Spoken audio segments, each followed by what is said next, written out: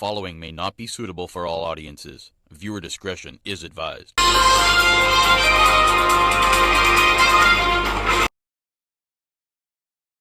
Second fisherman's body found at Point Sable Beach, La Brea.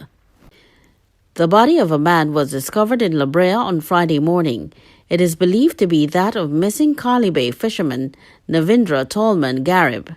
According to reports, around 9:30 a.m., a crab catcher was driving along Point Sable Beach, La Brea, when he observed the body of a man on the sand. He proceeded to the La Brea police station and made a report. First responders went to Point Sable Beach, where they observed the body of a man. It bore apparent star tattoos on the left forearm and a cross on the neck. A district medical officer visited the scene, viewed the body, and made a pronouncement. Garab, 30, of Sunset Avenue, Calibe Road, Couva, was reported missing at the Couva police station on Tuesday. He was last seen alive around 4:30 p.m. on Monday, leaving the Calibe fishing depot in company of Parasam Boudou in a white pirogue. However, the men never returned home. Boudou's body was found tangled in a net off the Plipdeco Point Lisa's coastline by fishermen on Wednesday. 2 men have been detained in connection with the incident.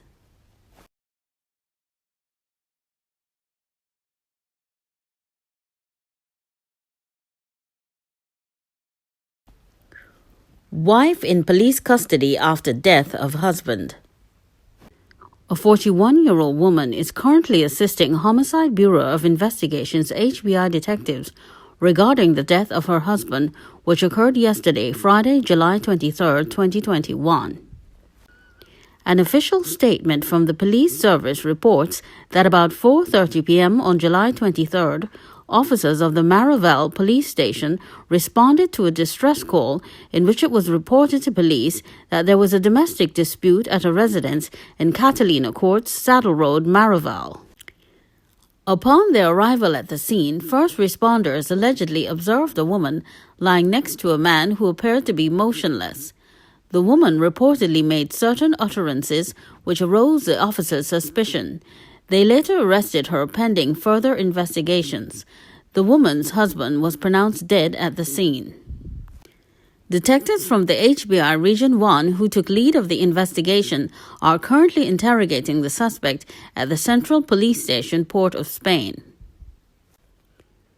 The Trinidad and Tobago Police Service TTPS Victims and Support Unit is also providing counseling support and psychosocial intervention at this time, as the ordeal is said to have been witnessed by 2 minors. PC Martin of the HBI Region 1 is continuing investigations.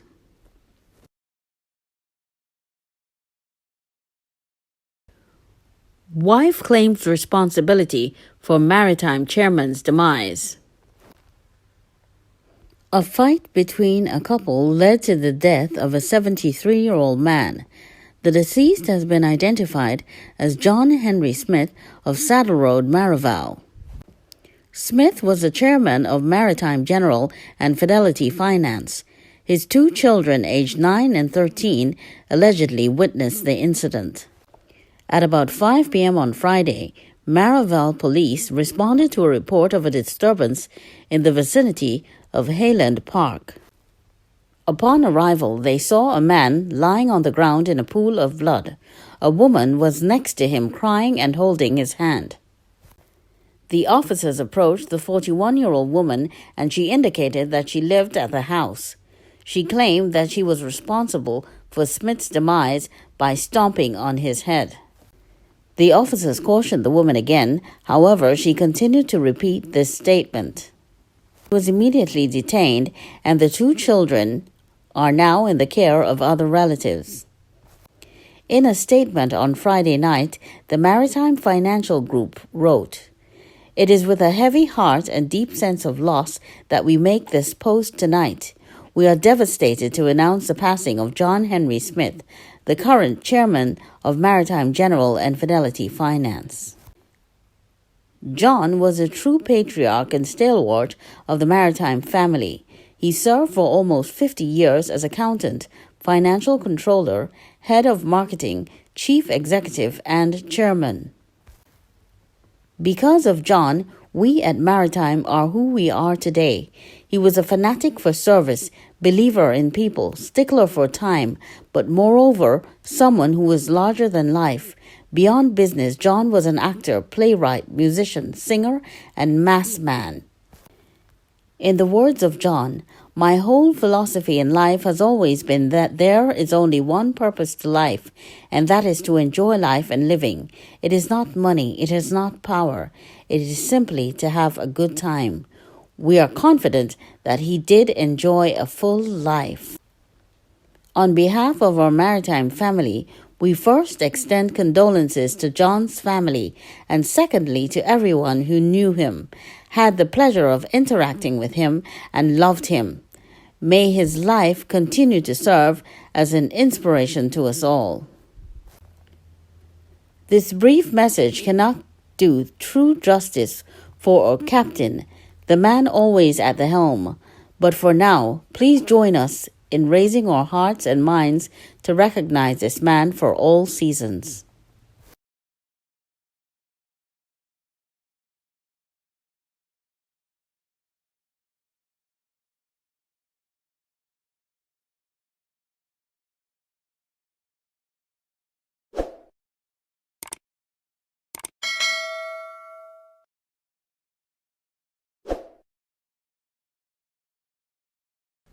Man found dead after explosions in Laventille.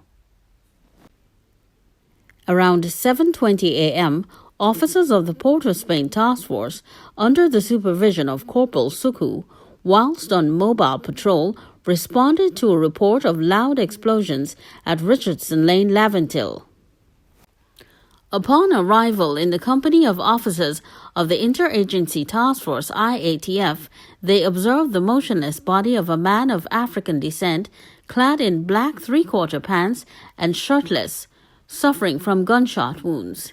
His name was later learned to be that of Terence de Vignes, also known as Blackie, of number 105 St. Thomas Street, East Dry River.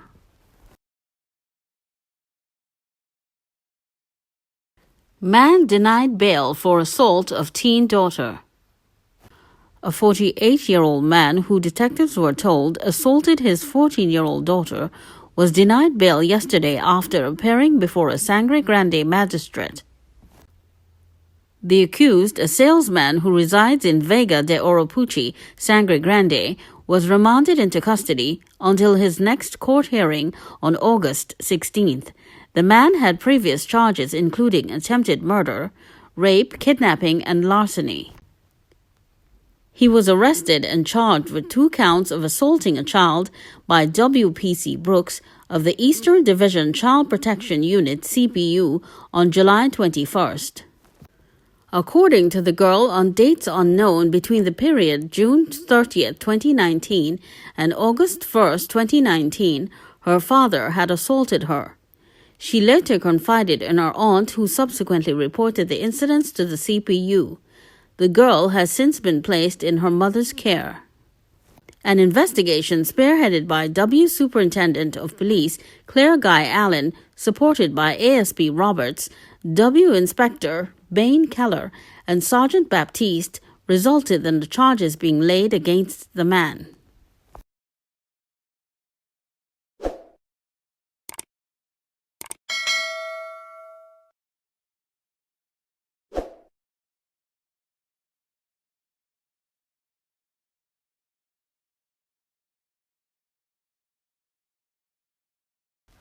Defendants found guilty of Sean Luke's demise. The 2 men convicted of the demise of 6-year-old Sean Luke 15 years ago can still possibly be released from prison eventually. After convicting Akil Mitchell and Richard Chatou of the heinous crime at the end of their virtual judge-alone trial yesterday, High Court Judge Lisa Ramsomere Hines sought to preempt possible calls from the members of the public for the duo to face the mandatory death penalty for murder. Justice Ramsomere Hines noted that Mitchell and Chatu were minors at the time of Luke's demise. They cannot face the death penalty that is handed down to adult offenders. The law is clear. Stop clamoring for it, Justice Ramsomere Hines said. Mitchell and Chatu will be held in prison at the court's pleasure and will have their sentences reviewed periodically after serving a mandatory minimum sentence, which is expected to be set after submissions from their attorneys and prosecutors are presented during a hearing carted for August 23. The time they spend on remand before being convicted will also go towards their sentence. In the event that the judge presiding over the future sentence reviews is satisfied that they have been rehabilitated and are fit to return to society, they will be released. In her judgment, which took over 3 hours to be delivered orally and was witnessed by over 1,500 citizens who made use of a live stream provided by the judiciary, Ramsomere Hines said she was satisfied that circumstantial evidence in the case proved that the duo had committed the crime beyond a reasonable doubt. All the evidence leads to one inescapable conclusion, Ramsomere Hines said, before delivering her individual verdicts for Mitchell and Chatu. Sean Luke of Henry Street, Orange Valley Road in Couva went missing on the evening of March 26, 2006, and his decomposing body was found 2 days later. An autopsy revealed that he died from internal injuries and bleeding arising out of being assaulted with a sugarcane stalk. Chatu, who was 16 years old at the time, and 13-year-old Mitchell, who was the stepson of Chatu's brother, were charged with the crime. During the trial, state prosecutors led the evidence of teenagers Avinash Babulal and Avis Pradeep, who claimed that Chatu had invited Luke to accompany them on a fishing expedition.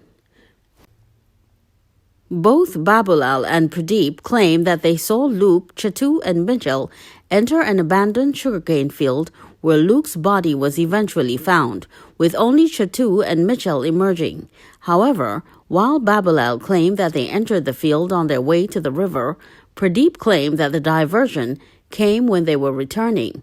Both claimed that they heard a strange noise emanating from the area, but neither went in to investigate. In her decision, Justice Ramsomere Hines said she believed Babulal, but not Pradeep, as his evidence was riddled with inconsistencies and bizarre statements. Red flags were at full mast when he began his evidence, Justice Ramsomere Hines said. In her judgment, Ramsomere Hines said she considered and disregarded a video-recorded confession statement in which Chatu implicated himself and Mitchell.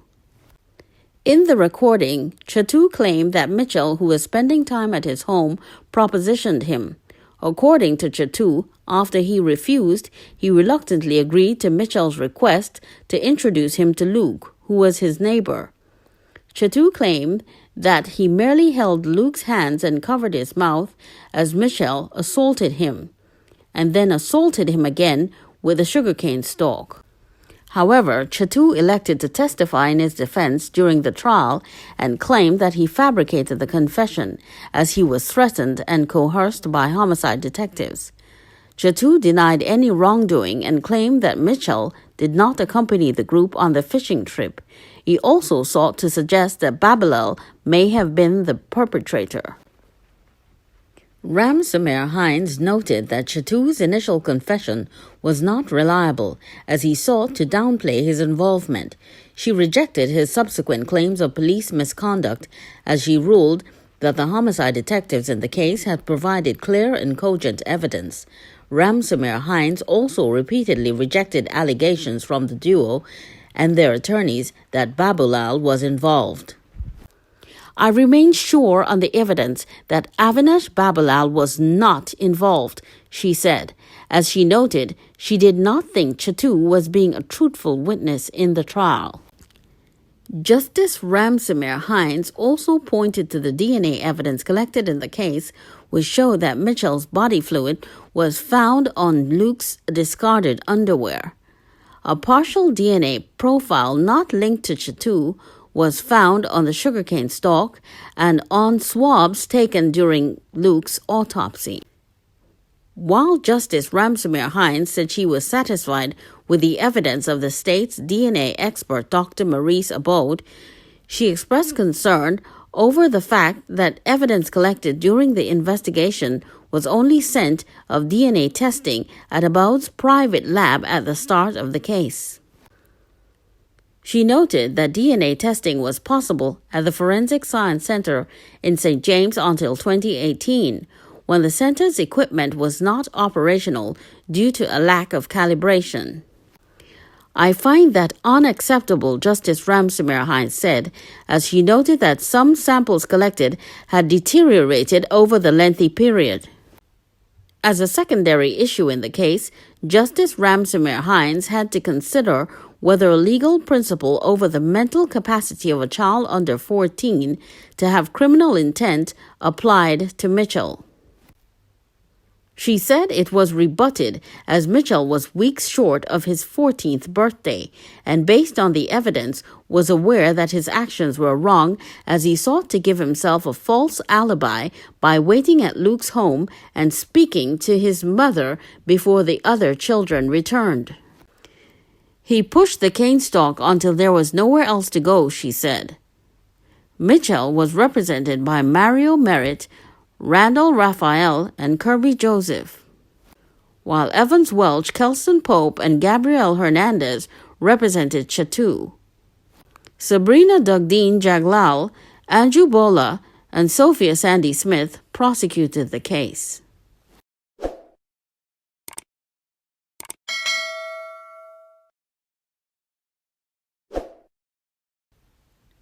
Pauline Lumfi sat and cried at her Henry Street, East Valley home following the guilty verdict handed down to the two men accused of the demise of her son. Pauline said the only way she could get justice is if she gets her son back, something that will never happen. 28-year-old Akil Mitchell and 31-year-old Richard Chatu were found guilty of the demise of 5-year-old Sean Luke in 2006. His body was recovered from a nearby cane field. The child's death was another tragedy in a small coastal community that has lost villagers through homicide and more recently through piracy in the Gulf of Paria. Pauline Lumfi was a shell of her former self. She sat on a plastic chair and wept as she showed the reporter some of the memorabilia she had kept of her child, including his kindergarten certificate, a Mother's Day card, and paintings that she had kept in Sean's worn-out blue school bag. His bedroom has since been converted into a room for her grandson. She said she was not happy that the defendants got life sentences. She said, "After everything, they're human beings. That don't make me happy at all. Look what they did to themselves. Look at what they did to their own selves. They caused that on themselves. I can tell the two of them, may God Almighty have mercy on their soul, because it ain't finished for them yet. It may seem like it finished on the earth here, but it still have the one up there to face them, because he see everything they do to my son. All the angels see it. I hope they have remorse in their souls. I hope they think back and feel sorry and have this remorse, what they did to my child," she said. "I have to live with that for the rest of my life because there is no true justice for me. The justice what I want is that I want back my son. They could give me back my child? They can't. So where my justice is? That is it. I have no justice," she said. Pauline observed that 15 years was a long time to deliver a decision, saying, "I glad it come to an end and nobody ain't drag it on by appealing. I glad it come to an end. I could not be bothered. I have to live until I die without my child. When the child died, many promises were made, including a promise to build a safe play park for children, she recalled. She said a former San Fernando mayor assisted the community in getting a space, but nothing was done and the area was overtaken by squatters. Pauline said all her relatives have their own way to deal with the death of Sean, but do not bring up the subject since it stirs up many bad emotions. She revealed that listening to the case was hard on her. I could not listen to the doctor and what the doctor found on him. I could not listen to the details of the crime and them and what they did to my child. The state witness, what he said. I could not handle it and left and went outside, she admitted, saying she did not want to hear additional details that would haunt her for the rest of her life. Pauline Laventille said the crime has wrecked her emotionally. I became more quiet and more reserved. We have a dairy farm and I does be in the farm. I try to keep myself busy. When I go to bed at night, I does put my mouth into the pillow and bawl, and that is how I does do it. Then I does have to pray, Father, take that feeling out of me, that thoughts out of my head. That is what those people do to me for the rest of my life, she shared. Pauline said she can't let go. Tell me how to do that. I have been living on this earth now, not by my will, by the Most High God's will. He is the one giving me the will to go on. I have no power and strength. It is the will of God, she said.